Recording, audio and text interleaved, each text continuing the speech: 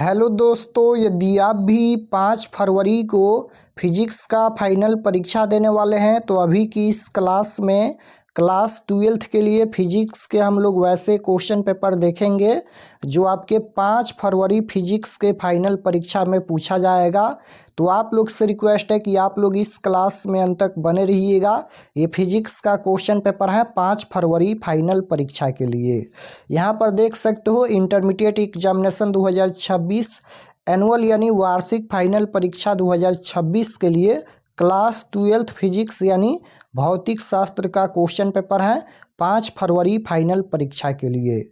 तो फिजिक्स का विषय कोड 117 रहेगा और समय 3 घंटा 15 मिनट का मिलेगा। पूर्णांक 70 रहेगा, 70 नंबर का एग्जाम होगा।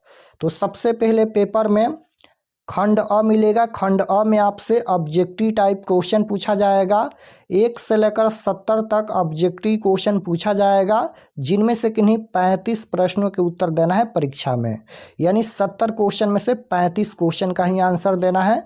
तो आइए पहला नंबर क्वेश्चन देखते हैं। फर्स्ट क्वेश्चन यहाँ पर पूछा गया है कि फोटो सेल आधारित हैं। फोटो सेल ये किस पर आधारित हैं? धारा के रासायनिक प्रभाव पर, या प्रकाश विद्युत प्रभाव पर, धारा के चुंबकीय प्रभाव पर, या विद्युत चुंबकीय प्रेरण पर। तो फोटो सेल किस पर आधारित हैं? तो याद रखिएगा, फोटो सेल आधारित हैं प्रकाश विद्युत प्रभाव पर। Right answer option number B हो जाएगा, प्रकाश विद्युत प्रभाव पर फोटो सेल आधारित हैं। क्वेश्चन नंबर 2 यहाँ पर पूछा गया है कि कैथोड किरणें समूह हैं। तो कैथोड किरणें ये किसके समूह हैं? तो याद रखिएगा, इलेक्ट्रॉनों के समूह हैं कैथोड किरणें। Right answer option number A हो जाएगा, इलेक्ट्रॉनों के।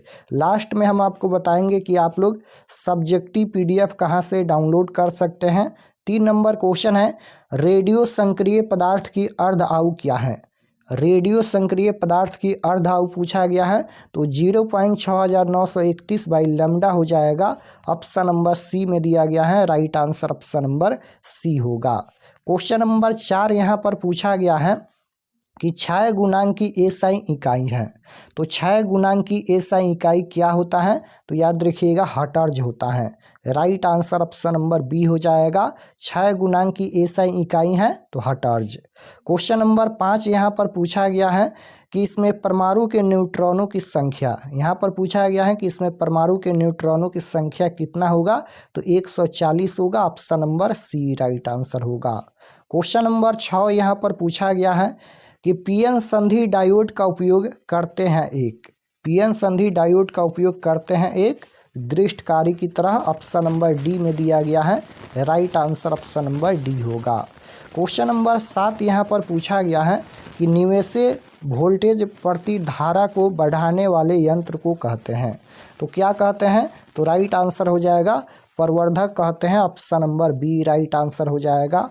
क्वेश्चन नंबर 8 यहाँ पर पूछा गया है कि संयुक्त सूक्ष्मदर्शी में प्रतिबिंब बनता है।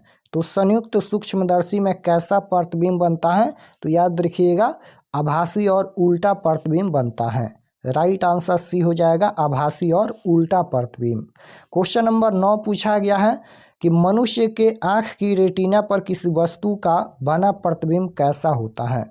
तो मनुष्य के आँख की रेटिना पर किसी वस्तु का प्रतिबिंब कैसा बनता है? तो आभासी और उल्टा बनता है ना। 9 का राइट आंसर आभासी और उल्टा नहीं होगा, वास्तविक और उल्टा हो जाएगा। Option number A right answer होगा, वास्तविक और उल्टा। क्वेश्चन नंबर 10 यहाँ पर पूछा गया है कि उत्तल लेंस का व्यवहार किया जाता है।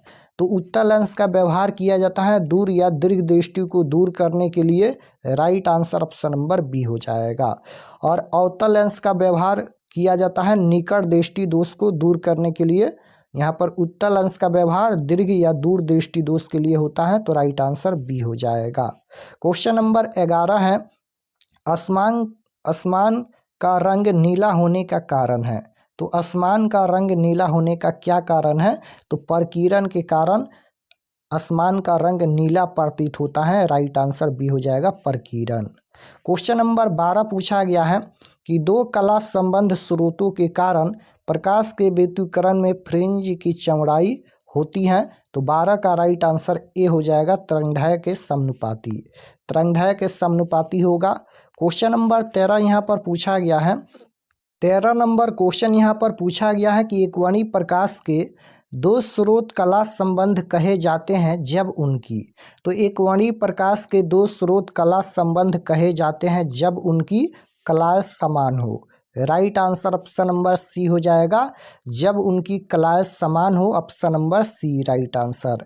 क्वेश्चन नंबर 14 यहाँ पर पूछा गया है कि डी ब्रागली तरंगदैर्घ्य है। तो डी ब्रागली तरंगदैर्घ्य निम्न में कौन है? तो लैम्डा बराबर एच बट्टा एम भी हो जाएगा। ऑप्शन नंबर बी में दिया गया है लैम्डा बराबर एच बट्टा एम भी। राइट आंसर बी होगा। क्वेश्चन नंबर 15 पूछा गया है कि एक इलेक्ट्रॉन 5 वोल्ट विभवांतर तक त्वरित किया जाता है, तो इलेक्ट्रॉन द्वारा अर्जित ऊर्जा क्या होगी? तो 5 electron volt. Right answer option number B हो जाएगा, 5 इलेक्ट्रॉन वोल्ट। क्वेश्चन नंबर 16 है कि विद्युत क्षेत्र ई तथा विद्युत विभव भी के बीच संबंध है। तो विद्युत क्षेत्र ई तथा विद्युत विभव भी के बीच कौन सा संबंध सही है? तो ये माइनस डी वी बटा डी एक्स होता है और एक्स के जगह पर आर दिया गया है माइनस ई बराबर माइनस डी वी बटा D R. Option number A right answer हो जाएगा। क्वेश्चन नंबर 17 पूछा गया है कि आर दूरी पर रखे दो वैद्युत द्विध्रुवों से बने निकाय की वैद्युत स्थित ऊर्जा अनुकरणुपाती होती है। तो ये आर के पावर -3 के। Right answer option number B होगा। 18 नंबर क्वेश्चन है कि पिको फैराड मात्रक है। पिको फैराड मात्रक है, तो पिको फैराड मात्रक होता है वैद्युत धारिता का। Right answer option number C हो जाएगा, पिको फैराड मात्रक है वैद्युत धारिता का मात्रक है। क्वेश्चन नंबर 19 है कि किसी संधारित्र की धारिता निर्भर नहीं करती है। किसी संधारित्र की धारिता किस पर निर्भर नहीं करती है? तो याद रखिएगा प्लेटों के आवेश पर निर्भर नहीं करती है। राइट आंसर सी हो जाएगा। 20 नंबर क्वेश्चन है कि एक गोलीय चालक की धारिता 1.0 माइक्रोफैराड है, तो उसकी त्रिज्या क्या होगी? तो 9 किलोमीटर। राइट आंसर सी होगा। 21 नंबर क्वेश्चन है किसी धातु का पारा वैद्युतांक होता है। तो किसी धातु का पारा वैद्युतांक कितना होता है? तो राइट आंसर हो जाएगा अनंत होता है। Option number D right answer होगा, किसी धातु का पारा वैद्युतांक होता है अनंत। क्वेश्चन नंबर 22 पूछा गया है यदि किसी तर्क द्वार का निर्गम y का मान उसके दोनों निवेशों के गुना a डॉट b से प्राप्त होता है तो वह द्वार कौन है? तो यहाँ पर a डॉट b है, तो ये हो जाएगा a and d and option number A right answer हो जाएगा।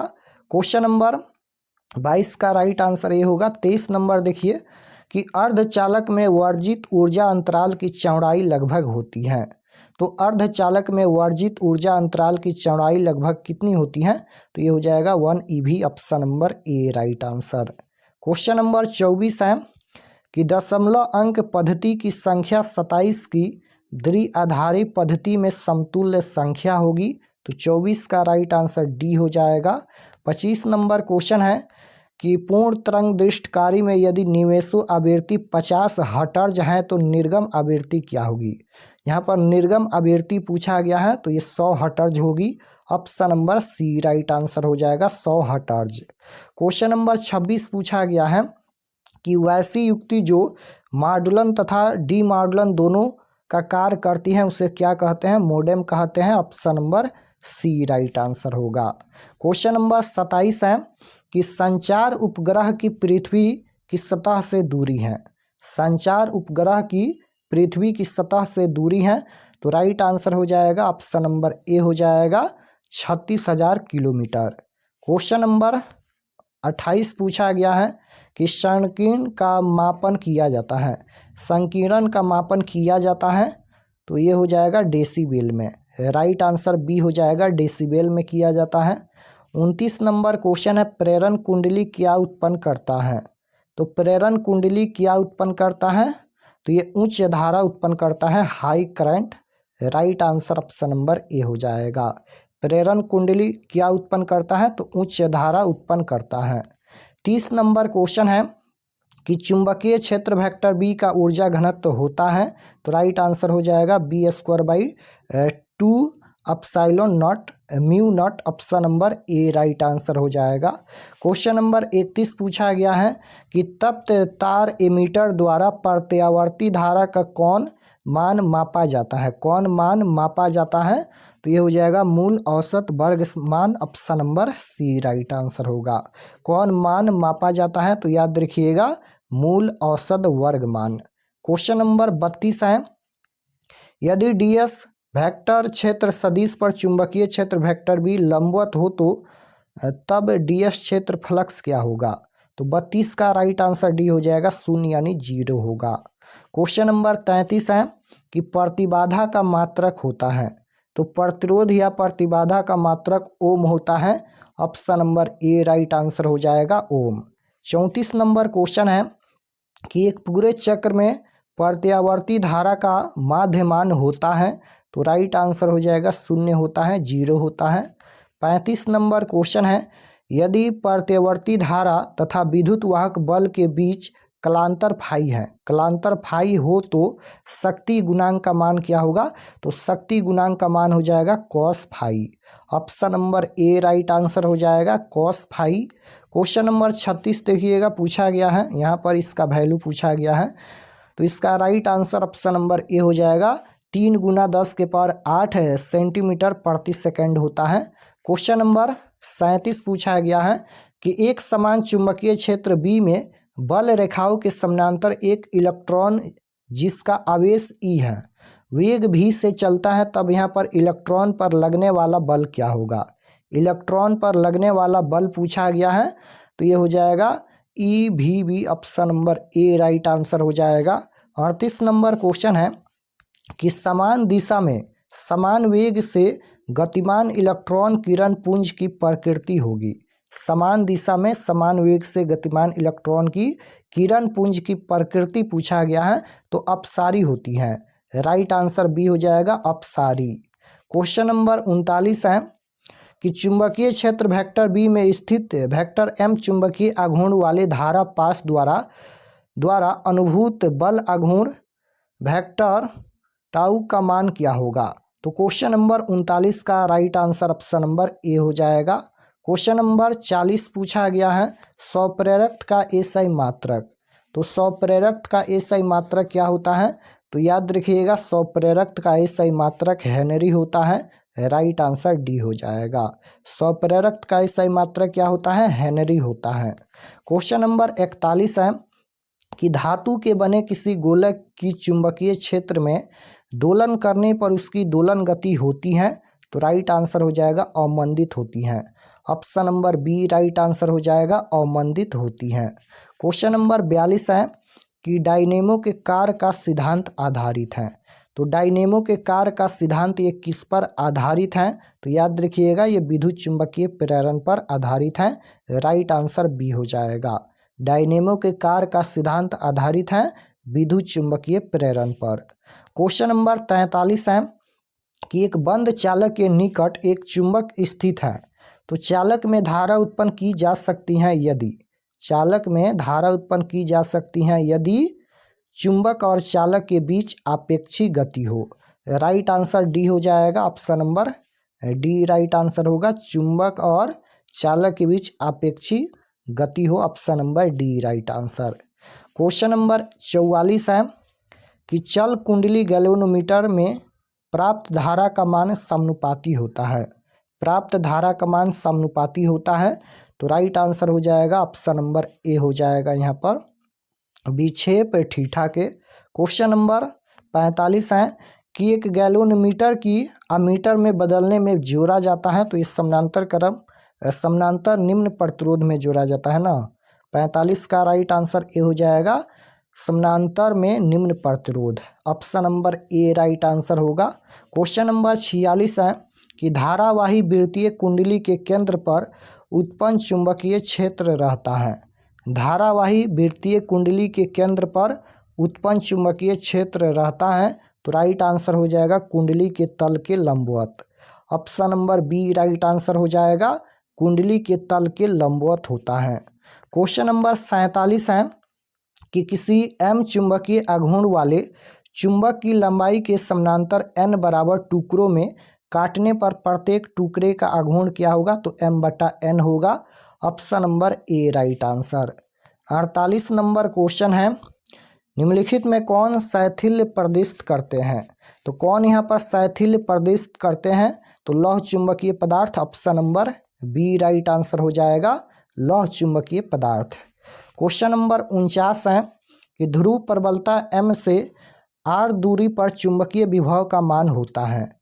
ध्रुव प्रबलता m से r दूरी पर चुंबकीय विभव का मान क्या होता है?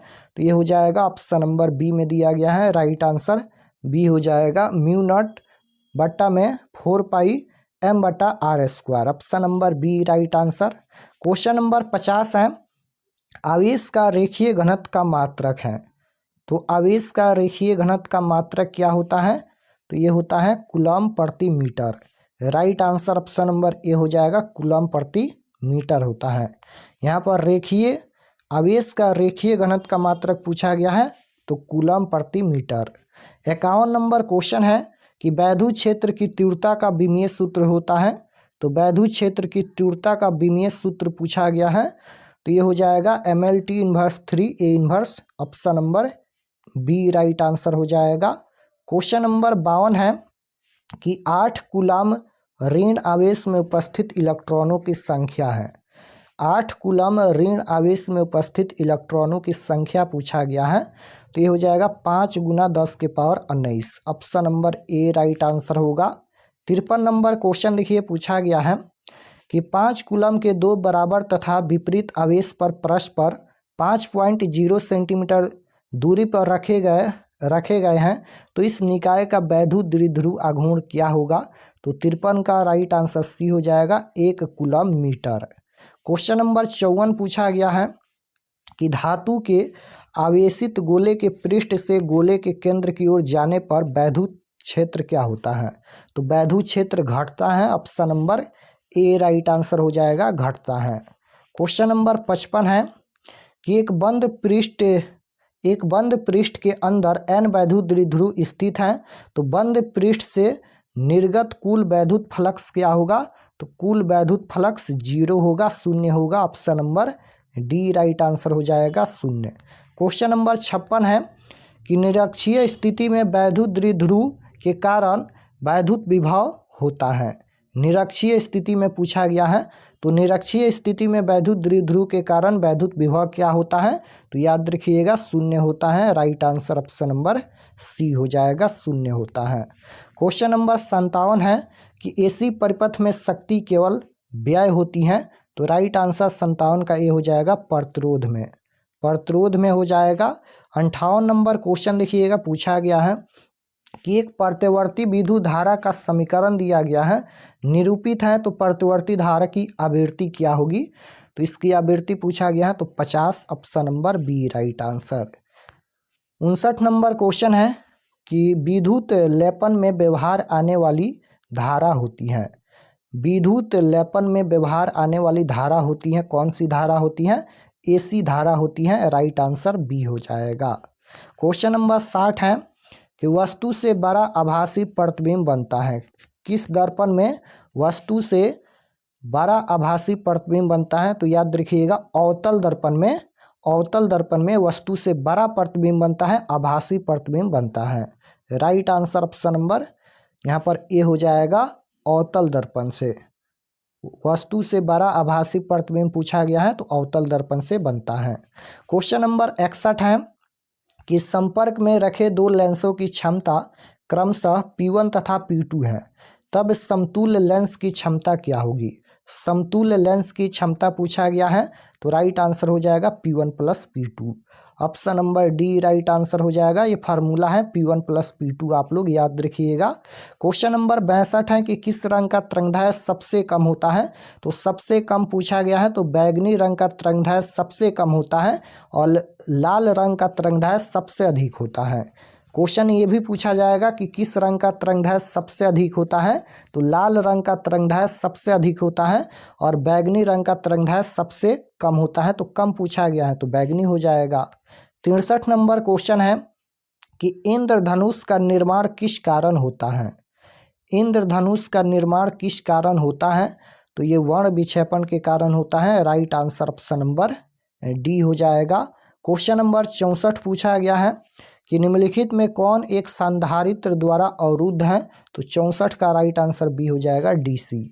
क्वेश्चन नंबर 65 है कि 40 वाट तथा 60 वाट के दो बल्ब 220 वोल्ट स्रोत से जोड़े जाते हैं, उनके प्रतिरोध में अनुपात क्या होगा? प्रतिरोधों के अनुपात पूछा गया है, तो 3:2 होगा, option number D right answer. Question number 66 है कि किसी तार का प्रतिरोध 500 ओम है, तो उसकी विद्युत चालकता क्या होगी?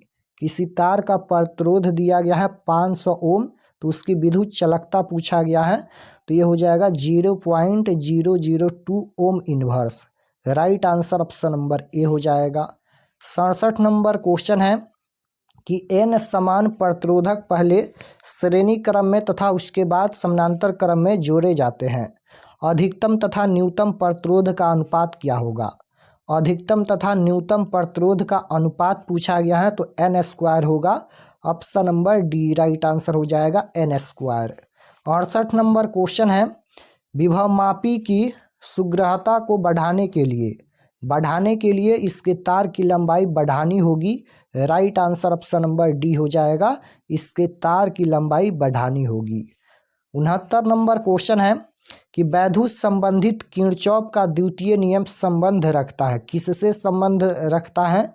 वैद्युत संबंधित किरचॉफ का द्वितीय नियम पूछा गया है, तो किरचॉफ का द्वितीय नियम संबंध रखता है ऊर्जा संरक्षण से।